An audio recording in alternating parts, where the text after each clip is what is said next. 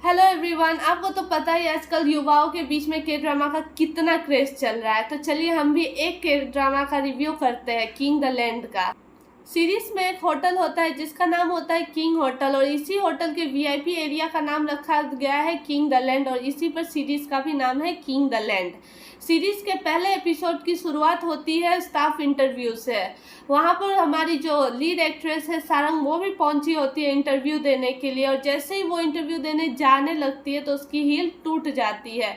फिर भी वो कॉन्फिडेंस नहीं खोती और अपने पूरे कॉन्फिडेंस के साथ वो फेस पे एक बड़ी सी स्माइल लेकर वो इंटरव्यू देने अंदर जाती है। वहाँ मौजूद होती है होटल की डायरेक्टर क्वारन, जो उसके टूटे हील पर ध्यान देती है। फिर भी इग्नोर करते हुए वो इंटरव्यू स्टार्ट करती है और उसे कहती है कि तुम्हारा हॉबी जो है वो पियानो बजाना है, तो तुम्हें पियानो बजाकर दिखाओ। और वहाँ पर पियानो मौजूद नहीं होता है, और जो सारंग है वो काफ़ी अच्छे से मतलब वो टिंग टिंग करके कुछ ऐसे साउंड निकाल कर पियानो बजाती है। वो सीन काफ़ी मज़ेदार, काफ़ी फनी रहता है। इंटरव्यू काफ़ी अच्छे से जाता है उसका, और इंटरव्यू के बाद सारंग अपने दोस्तों से मिलती है। सारंग अपने दोस्तों को पूरी बातें भी बताती है और ये भी कहती है कि उसका सिलेक्शन वहाँ नहीं होगा, क्योंकि वो इंटर्नशिप सिर्फ और सिर्फ ग्रेजुएटेड लोगों के लिए था, और सारंग अभी भी ग्रेजुएशन में ही है। इसके बाद उसके दोस्त सब उससे कहती है कि वो उसके साथ जॉब करने के लिए ज्वाइन कर ले, पर सारंग कहती है कि उसे तो सिर्फ 5 स्टार होटल में ही जॉब करना है, और वो वहाँ पर सिर्फ ये देखने गई थी कि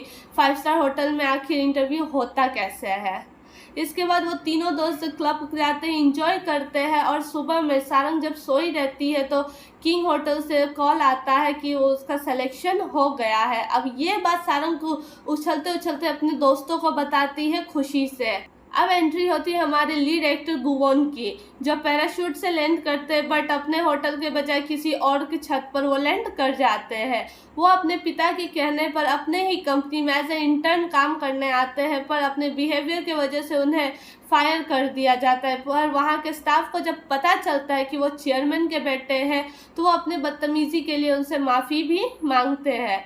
बाद में फिर गुवोन अपने फैमिली के साथ डिनर करने चले जाते हैं, और वहाँ पर उसके पिता कहते हैं कि तुम अब हमारी कंपनी को ज्वाइन करो। और फिर वो कहता है कि नहीं, मैं वापस यूके जाऊँगा, वहीं पर पढ़ाई करूँगा। और उसकी बहन भी फिर उसे कहती है कि ये जो भी प्रॉपर्टीज़ वगैरह जो कुछ भी है वो सब उस पर उसकी है, तो कहती है कि तुम यहाँ से चले जाओ यूके, और वापस कभी मत आना, जो भी खर्च होगा मैं तुम्हें दूंगी। सारंग अपने पहले दिन जॉब करने आती है और उसे जिम एरिया में जॉब करने के लिए दिया जाता है। वहाँ एक लड़का उसे एक लेटर और अपने रूम की चाबी भेजवाता है। जो लड़की ये लेटर लेकर सारंग के पास जाती है, वो सारंग को बताती है कि ये लेटर जो है वो टाइगर प्रिंट वाला टी शर्ट पहने हुए लड़का ने भेजा है।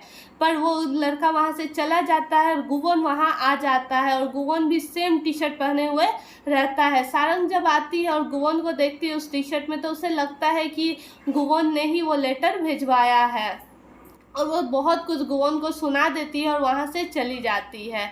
सारंग की एबिलिटी देखकर क्वारन उसे लॉबी के फ्रंट डेस्क में काम करने के लिए प्रमोट कर देती है और 2 सालों के लिए फुल टाइम एम्प्लॉय बना देती है। सारंग ये अपने दोस्तों के साथ सेलिब्रेट करती है। गुवोन जो है वो वापस यूके चला जाता है, और 7 साल बाद वो वापस कोरिया आता है। इन 7 सालों में सारंग जो है वो बेस्ट टैलेंटेड एम्प्लॉय बन जाती है, और साथ ही में परमानेंट फुल टाइम एम्प्लॉय भी बन जाती है। यूके से वापस आने के बाद गुवोन के पिता उससे कहते हैं कि वो अब उसके बिजनेस को संभाले। इस बार वो मना नहीं करता है और होटल में जॉब करने के लिए वो मान जाता है। गुवोन और सारंग की मुलाकात फिर से होटल में होती है, और इस बार काफ़ी कॉम्प्लिकेटेड सिचुएशन में होती है। और जहाँ तक मुझे लगता है कि गुवोन जो है वो होटल में काम करने के लिए राज़ी हो गया है, क्योंकि मुझे जहाँ तक लगता है कि वो सिर्फ अपने मम्मी के बारे में पता करना चाहता है। खैर, आगे की स्टोरी हम दूसरे एपिसोड में देखेंगे और आपसे शेयर करेंगे उसका रिव्यू। एपिसोड 2 की समरी देखने के लिए राइट साइड वाली वीडियो पे क्लिक करें, और कुछ रैंडम देखने के लिए लेफ्ट वाले पे।